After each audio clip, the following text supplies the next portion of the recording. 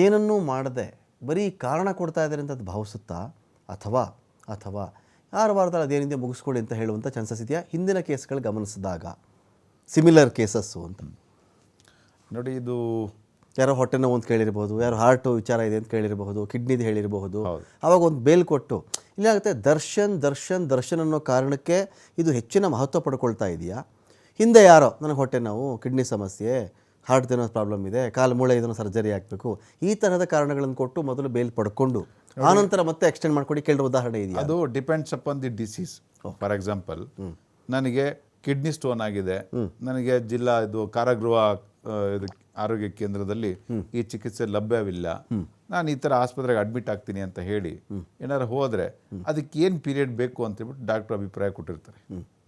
ಹಾಗೆ ಬೇರೆ ಯಾವ್ದಾದ್ರು ಮೂಳೆ ಮುರಿತನೋ ಅಥವಾ heart surgery, open heart surgery ಇರ್ಬೋದು. ಸೊ ಇದಕ್ಕೆಲ್ಲ ಒಂದು ಟೈಮ್ ಪೀರಿಯಡ್ ಅಂತ ಇರುತ್ತೆ. ನಾವು ಇದಕ್ಕೆಲ್ಲ ನೀವು ಕಂಪೇರ್ ಮಾಡಿಕೊಂಡ್ರೆ ನೀವು ಬೆನ್ನು ಮೂಳೆ ಚಿಕಿತ್ಸೆ ಅಂದರೆ ಏನು ಇದೆ ಆಪ್ರೇಷನ್ ಅಂತ ಹೇಳ್ಬಿಟ್ಟು ಇವಾಗ ತೊಗೊಂಡಿದ್ರೆ ಸ್ವಲ್ಪ it will take naturally time. Okay. So that may be a reason for him to extend the bail. So ನಿಮಗೆ ಗೊತ್ತಿರ್ಬೋದು, ಒಬ್ಬ ವ್ಯಕ್ತಿ ಒಂದು ಕಾಲಮಿತಿ ಒಳಗಡೆ ಬೇಲ್ ಕೊಟ್ಟಿದ್ರೆ ಅದನ್ನು ಜಾಸ್ತಿ ಎಕ್ಸ್ಟೆಂಡ್ ಮಾಡ್ಲಿಕ್ಕೆ ಆಗೋದಿಲ್ಲ. Either today or tomorrow he has to go to JC on interim bail application.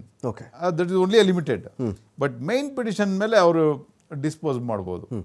ಇನ್ನೊಂದು ಕಡೆ ನಾವು ಚೆಕ್ ಮಾಡ್ಕೊಂಡಾಗ ಇವರು ಇನ್ನೊಂದು ಕಡೆ ರೆಗ್ಯುಲರ್ ಬೇಲ್ ವಿಚಾರಕ್ಕೆ ಬರ್ತಾರೆ. ಇವರು ಏನು CB ನಾಗೇಶ್ ಅವರು ವಾದವನ್ನು ಮಂಡಿಸಿದ್ರು ದರ್ಶನ್ ಅವ್ರ ಪರ, ಇದನ್ನು ಹೇಳ್ತಾ ಬರ್ತಾ ಇದ್ದಾರೆ. ಅಲ್ಲಿ ನೋಡಿ, ಪವಿತ್ರ ಗೌಡನೇ ಇಲ್ಲಿ ಮೊದಲು ಈ ಒಂದು ವಿಚಾರದಲ್ಲಿ ಪವನ್ ನಂಬರನ್ನು ರೇಣುಕಾಸ್ವಾಮಿ ಕೊಟ್ಟು ರೇಣುಕಾಸ್ವಾಮಿ ಮೆಸೇಜ್ ಮಾಡಿದಾಗ ರಿಪ್ಲೈ ಮಾಡೋದು ಪವಿತ್ರ ಗೌಡನೇ.